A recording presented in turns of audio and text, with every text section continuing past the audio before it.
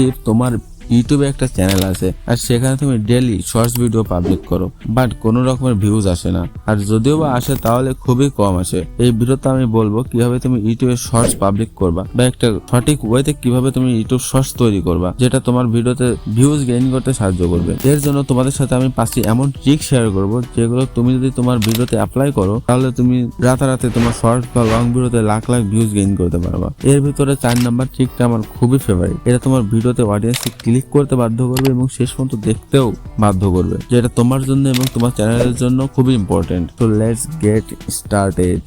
YouTube একটা social media platform. এটা নিজস্ব কিছু অ্যালগোরিদম আছে যেটা ইউটিউব ফলো করে। মনে করো তুমি ইউটিউবে একটা নতুন চ্যানেল খুললা, সেখানে যখন তুমি একটা নতুন ভিডিও পাবলিক করবা তখন ইউটিউব তোমার ভিডিওটা কিছু র্যান্ডম অডিয়েন্সকে সাজেস্ট করবে।